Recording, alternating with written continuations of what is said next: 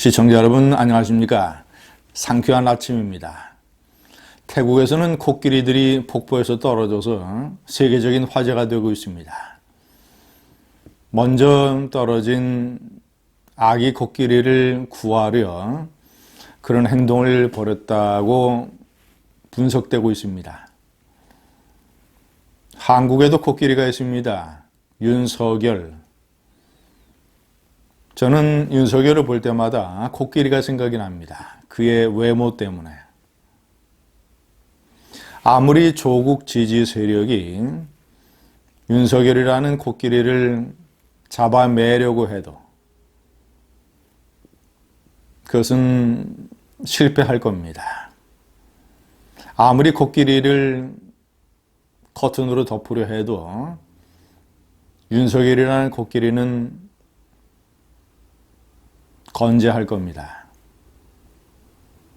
여러 가지 지금 현재 조국 가족들의 시간 끌기 작전 또는 서초동 촛불 집회의 대검찰 압박 작전 여러 가지 변수가 등장하고 있습니다만은 전체적인 상황으로 볼 때 역시 조국 사태는 국민 편이구나. 시간은 국민 편이다. 이것은 무엇으로도 덮을 수 없고 설사 법원의 최종 판결이 끝난다 하더라도 이 사태는 이미 문재인 정권의 세월호요, 문재인의 최순실이 되고 말았다. 역시 사필 규정이다. 이런 느낌을 지울 수 없습니다. 제가 점점 더 확대되고 있는 이 사태의 변수를 정리를 해드리겠습니다. 첫 번째, 유재수라는 폭탄이 점점 커지고 있습니다. 유재수 현재 부산경제부시장, 금융위원회 금융정책국장 시절 업자들로부터 뇌물을 받은 혐의로 청와대의 민정수석실 감찰반이 일단 포착을 했는데 그것도 2017년 11월입니다. 그 정보 보고가 올라간 것이 문재인 취임하고 나서 6개월밖에 지나지 않았을 때였습니다. 그런데 그 보고서를 이인걸 감찰반장, 박형철 반부패 비서관을 통해서 조국 민정수석에게 올라갔는데 얼마 후에 이 사건은 덮으라는 지시가 내려왔다고 합니다. 당시 특검반장 이인걸도 회의에서 부하들 앞에서 화를 냈다고 합니다. 이인걸은 현재 조국 부인 정경심의 변호인단 14명 중에서 대표 변호사 역할을 하고 있는 사람입니다. 비위를 피해야 되는 특감반장이 지금 열심히 비위를 덮는 역할을 하고 있습니다. 이것도 사실 코미디입니다. 유재수는 노무현의 수행비서 출신입니다. 그리고 김경수 이런 부산 경남 인맥들과 상당한 관계를 가지고 있습니다. 유재수를 누가 덮었는가? 이게 또 하나의 고구마 줄기가 될지 모릅니다. 이것은 직접 조국에게 타격이 있을지 모릅니다. 두 번째, 조국 오천조카의 공소장이 국회에 공개됐습니다. 정경심 남매의 의혹이 적나라하게 드러나고 있습니다. 수억의 투자금, 10억 내외의 코링크 투자금, 코링크의 주식 250주를 5억 원의 정경심 남매가 인수를 했다라는 것. 그 민정수석이 된 이후에 1년 정도 지나서 투자금 반환을 재촉했다라는 것. 그래서 오천 조카가 가짜 허위 컨설팅 계약서를 만들어서 정경심 남동생에게 매달 800여만 원씩 총 1억 수천만 원을 주고 코링크의 투자회사로부터 이것도 또 허위로 대여금 명목으로 돈을 빼돌려서 이것도 또 투자금 반환 명식으로 집행된 그런 의혹이 있습니다.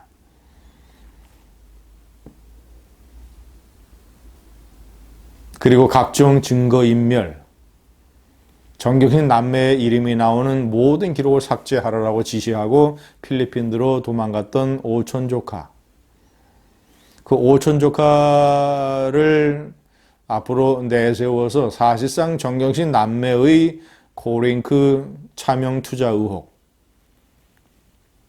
이런 것들이 전부 공소장에 적나라하게 적혀 있습니다. 세 번째, 정경심 남매의 지연 전략. 또 다른 제3차 서초동 촛불 집회를 기다리고 있는 것 아니겠는가. 정경심은 벌써 2번이나 입원을 했습니다.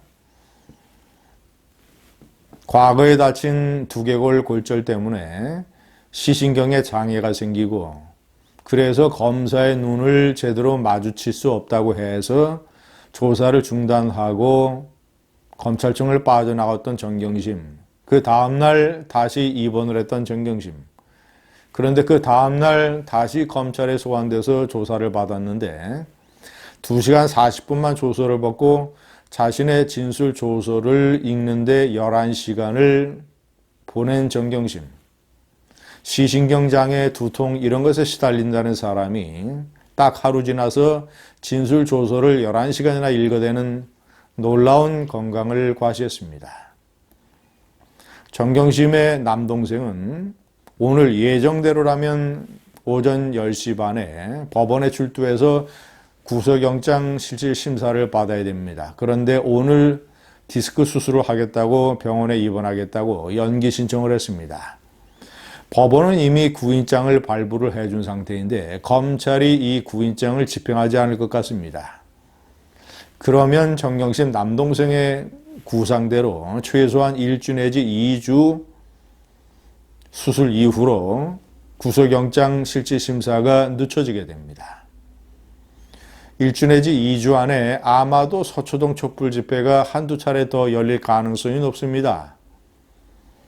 그래서 정경심이 검찰에 소환돼서 그 대규모 시위의 소리를 들었던 것처럼 정경심 사랑해요.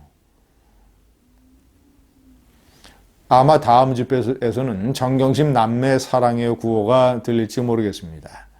정경심의 남동생은 이것을 노리는 것 아닐까요? 그래서 지연이 되고 3차, 4차 촛불 집회가 열리게 되면 영장실질심사를 담당하는 판사도 압력을 느낄 것이다. 그러면 내가 구속만은 편할 수 있다. 피할 수 있다. 그러면 불구속 상태에서 온갖 방어 전략을 동원을 해서 이 늪을 빠져나갈 수 있다라고 정경심 남동생은 생각하는 것 아니겠는가. 네 번째, 정경심의 차명폰이라고 하는 또 놀라운 사실이 드러났습니다. 그것도 조국이 국회 인사청문회를 받는 날, 그날 오전에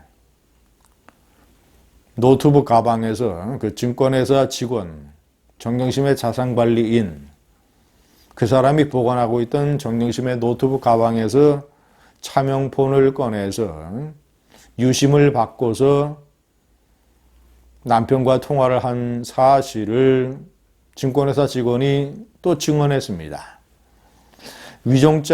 투표장장이 위조된 것 같다. 조교가 만든 것 같다. 뭐 조교가 만들었겠습니까? 조교가 왜 무엇을 위해서 그런 위조를 하겠습니까?